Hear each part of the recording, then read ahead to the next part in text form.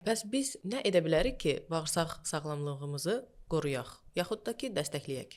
Əslində bağırsaq sağlamlığımızın qorunması, bağırsaqda iltihabi proseslərin azalması və mikrobiota da burada ən başda durur ki, mikrobiota sağlamlığı, çeşidliliyi, bunlar hamısı vacibli məqamlardır. Buna görə də bizim, yəni o iltihab yarada bilən, əsas son illərdə bu şirniyyatların, fast foodların reklamı bilirik ki, çox genişdir. Yəni bu şirniyyatlardır, şəkərdir, şirin qazlı içkilərdir. Bunları öz günlük rasionumuzda aylıq rasionumuzda deyim ki, minimuma endirməliyik bunları biz və sağlam qidalar, fermentə olunmuş qidalar hesabına rasionumuzu biz təşkil etməliyik. Tam taxıllı qidalar hesabına, bol miqdarda tərəvəzlərin qəbulu, tumların, toxumların, çərəzlərin, sağlam yağların qəbulu çox önəmlidir ki, bizim bağırsaq sağlamlığımız tam belə deyək də keçirgənlik olmasın, bağırsaq sağlamlığımız yaxşı olsun, mikrobiotamız çeşidli olsun, yəni faydalı mikroblar hesabına olsun və növ müxtəlifliyi olsun.